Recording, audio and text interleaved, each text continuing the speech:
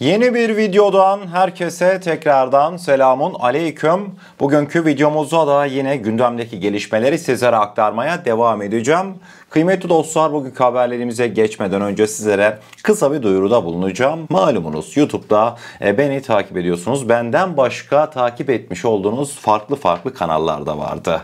Mesela onlardan bir tanesinin adı Kıyam'dı. Ben de Kıyam kanalını elimden geldiğince boş vakit bulunca takip edenlerdendim. Fakat dün haberim oldu, ne yazık ki Kıyam kanalı YouTube tarafından çok büyük engellemelere maruz bırakılmıştı. Artık Kıyam kanalı kıymetli dostlar Oğuzhan Atik olarak adını güncelledi. Ben Oğuzhan abiyle şahsen ne tanışırım ne bir muhabbetim vardır ama kanalı engellendikten sonra neler düşündüğünü, nasıl bir ruh haline büründüğünü az buçuk tahmin edenlerdendim. Devamında o zaman bugünkü ilk konu başlığımıza yavaştan geçelim. Bugün güzel haberler var kıymetli dostlar. İlk olarak şimdi şu vakte kadar sürekli sizlere aktardım haberlerini. İşte insansız hava araçlarında Türkiye artık bir numara, şaka yapmıyorum. Hatta Bayraktar TB3 yarışı vardı hatırlanacağı üzere. İlk Amerikalılar mı indirecek yoksa Türkiye mi indirecek diye Selçuk Bayraktar'a sorulduğunda bakalım kim hızlıysa o yapacak demişti ve Selçuk Bayraktar sözünü tutup Amerikalılardan önce kısa pisli bir gemiye Bayraktar TB3'ü cillop gibi indirip kaldırmıştı. Hepimiz şahittik değil mi o görüntülere? Amerikalılar yarışta cozuttular. Amerikalılar sanki elinden oyuncağı alınan bir çocuk gibi şikayete başladılar. Amerikalı General Atomics firması var, bilirsiniz değil mi? Amerika'nın en önde gelen insansız hava araçlarını üreten firmalarından bir tanesidir. Amerikalı General Atomics firmasının yöneticileri Elon Musk'a insansız hava araçları konusunda Amerikalı şirketlere ve başta bize gereken desteği hızlı bir şekilde verin. Geçtiğimiz zamanlarda bize gereken destek verilmedi. Buraya dikkat edin. Türkler, işte devamında Çinliler, İsrailliler aldı başını gitti insansız hava araçları konusunda. Amerika olarak bu yarışta biz geri kaldık diye bir mektup yazdılar. İsterseniz detaylar bir karşımıza gelsin. ABD'li General Atomics savunma tedarik sistemlerindeki sorunlara dikkat çekerek reform çağrısı yaptı. General Atomics CEO'su Lyndon Blue, ABD'de başkanlık görevini Trump'ın devralmasıyla Hükümet Verimliliği Bakanlığı'na getirilmesi planlanan Elon Musk'a bir mektup yazdı. Şirket insansız hava araçları ve savunma teknolojilerindeki liderliğini vurgulayarak ABD'nin yavaş bürokratik süreçleri nedeniyle uluslararası pazarda rakiplerine avantaj sağladığını belirtti. Blue, Musk'a gönderdiği mektupta savunma edinimi sistemlerinde reforma ihtiyaç var ve Doge bu anlamda değişim yaratma potansiyeline sahip, işbirliğine hazırız ifadelerini kullandı. Mektupta General Atomics tarafından insansız hava sistemleri alanında ABD ve müttefiklerinin operasyonel üstünlüğünü destekleyen yenilikçi teknolojiler geliştirildiği belirtildi. Ancak yavaş satın alma süreçleri ve politik sınırlamalar nedeniyle Çin, Türkiye ve İsrail gibi ülkelerin uluslararası pazarda ABD'ye kıyasla daha hızlı hareket ettiği vurgulandı. Vay be, habere bakar mısınız? Şaka maka koskoca ABD devi General Atomics Türkiye ile yarışamadık hep sizin yüzünüzden diye ABD yönetimine Türkiye'yi şikayet etmiş. Yani kıymetli dostlar, şimdi 2000'li yıllara bir dönelim. 2000'li yıllara döndüğümüzde bizi nasıl bir tablo karşılıyor biliyor musunuz?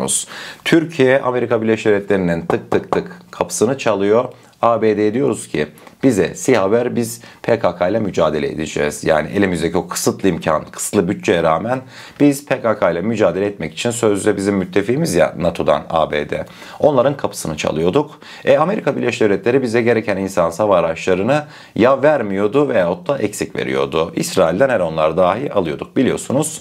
Fakat bugüne geldiğimizde ABD'nin en büyük şirketlerinden bir tanesi Elon Musk'a diyor ki artık ipin ucunu kaçırmayalım daha fazla. İsrail, Türkiye, Çin aldı başını gitti diyor. İsrail, Türkiye, Çin denkleminde kimin en üst sırada olduğunun da aslında cevabı çok belliydi. Türkiye'den başka dünyada yaklaşık 40 farklı ülkeye insansız hava aracı satan başka bir ülke daha bulunmamakta. Devamında zaten operasyonel anlamda kazanılan tecrübeler, yaşanan zaferler, hiçbirisine değinmiyorum bile. Türkiye olarak kısacası insansız hava araçları mevzusunda bir numara olmamız Amerika Birleşik Devletleri'ni bu denli rahatsız etti ve artık bir an önce harekete geçmelerinin gerektiğini bu şekilde mektupla dile getirmişlerdi. Şimdi devamında ikinci konu başlığımızda kıymetli dostlar, evet ilk habere çok mutlu olduk, gururlandık ama ikinci haber gerçekten de ilk haberle yarışacak cinsten. Suudiler kafayı gerçekten de sıyırdı. Yani tabiri caizse çıldırdılar. Hani demiştim ya ben, Suudiler 100 tane kan, 100 tane Kızıl Elma alacak.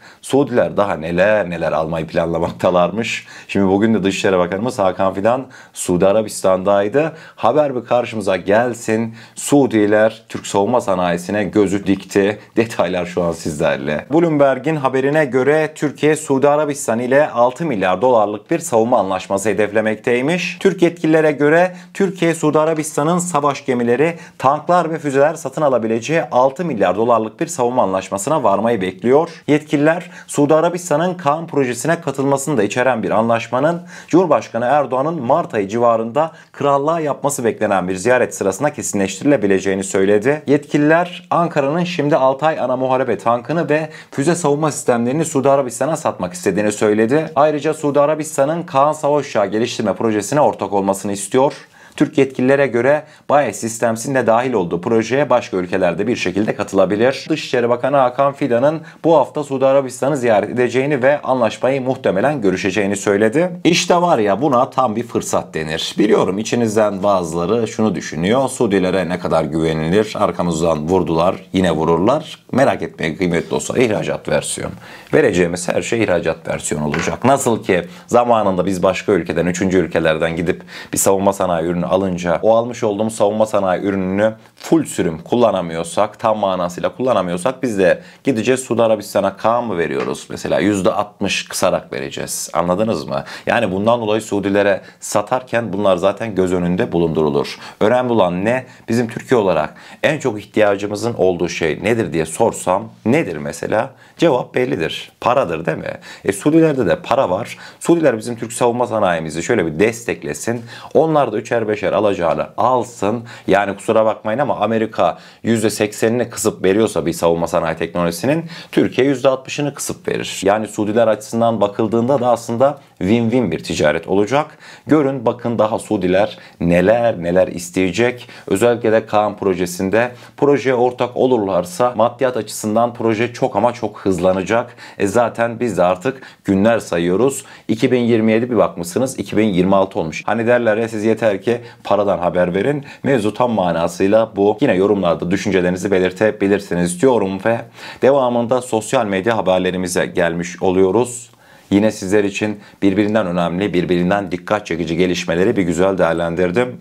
Detaylar bir karşımıza gelsin. Bugünkü sosyal medya haberlerimizde ilk olarak bir 2 hasarlı F-35'ten sağlam bir F-35 üretmek. Bu mevzuya gidiyoruz. Kafanız biraz karışmış olabilir, hemen mevzuyu aktarıyorum. Amerika Birleşik Devletleri'nde pistte motor arızası yaşayan bir F-35'in kokpiti ile ön iniş takımı arızası yaşayan başka bir F-35'in arka gövdesi birleştirildi. Franken Lightning olarak isimlendirilen bu uçak yaratıcı bir onarım projesinin ürünü olarak dikkat çekmekteymiş. Haberi ilk okurken benim aklımdan da sizin aklınızdan geçen şey geçti. Yani otosanayiye gitmişsiniz sanki de ön taraf, örnek veriyorum 2008 Megane, arka taraf 2009 Megane. Yani şimdi böyle birleştirmeler, adamlar şaka maka F-35 yekpare tüm vücut halinde üretime geçemiyor adamlar. İşte önde şu sağlam, arkada şu sağlam, o zaman birleştirelim. F-35 projesinin son gelmiş olduğu hal bu şekilde. İyi ki de bu projeden çıkmışız demek için daha Rabbim bizlere ne göstersin yani. Kıymetli dostlar, eğer ki iddialar doğruysa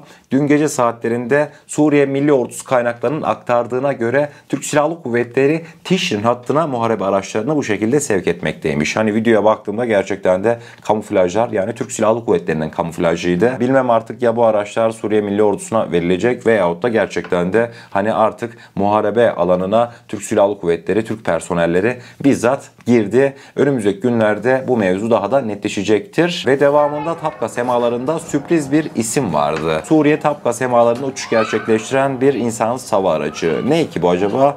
Tahminleriniz doğru. Bayraktar TB2 idi. Kıymetli dostlar, zaten motor sesi direkt böyle bağırıyor. Şimdi bilineceği üzere Donald Trump göreve geldi. Göreve gelmesiyle birlikte para musluklarını yavaş yavaş kesmeye başladı. Sağa sola dünyanın dört bir tarafına akan dolarları şu an Donald Trump engelledi. Donald Trump'ın para musluğunu kısmasından etkilenen çok dikkat çekici bir örgüt vardı. Terör örgütü YPG-PKK. Trump'ın küresel yardımları dondurmasıyla birlikte özellikle Suriye'nin kuzeyinde YPG-PKK, hani Dışişleri Bakanımız Hakan Fidan diyordu ya, onlara işte hapishane bekçiliği yaptırıyorlar diye. İşte tam da bu mevzu. 9500 sözde DAEŞ militanı ve yaklaşık 40.000 ilişkili kadın ve çocuğu koruyan, kollayan sözde YPG-PKK'lı teröristlerin maaşları kesilmiş ve birçoğunun artık işe gitmediği belirtilmekteydi. Şimdi bu haberi aktardıktan sonra bir yanımda Allah dedi, eyvah dedi. Nasıl eyvah dedi? Şimdi bunlar işte gardiyanlar, işte işe gitmiyor YPG-PKK'lılar sözde ya.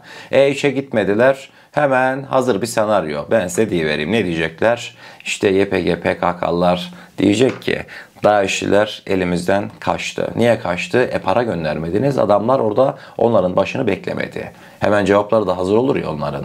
Sonrasında ne olacak? ABD DAEŞ'lilerle mücadele etmek için işte sözde koalisyonu carta curtu toplayıp Amerika Suriye'ye birlikte koalisyon ortaklarıyla operasyona. Böyle de bir senaryo. Yani bizi o kadar artık hani farklı bir boyuta soktular ki her şeyin altından böyle bir şeyler arıyoruz. Lütfen hani bu konuda da beni birazcık anlayın. Bir şey diyorlar, hemen bir şeye acaba meydan mı hazırlıyorlar? Bir kılıf mı hazırlıyorlar? Yani böyle düşünmekten gerçekten de hani beynimiz yakında yanacak. Tek bir plan var bölgede işleyecek olan, o da belli.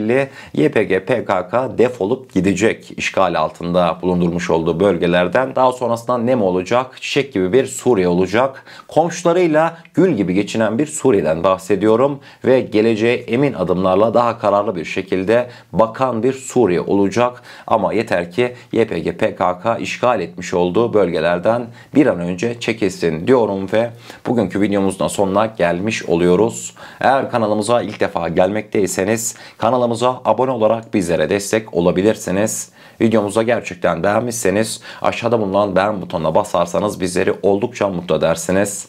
O zaman ne diyelim? Kendinize çok iyi bakın. Allah'a emanet olun. Her şey istediğiniz gibi olsun. Sağlıcakla.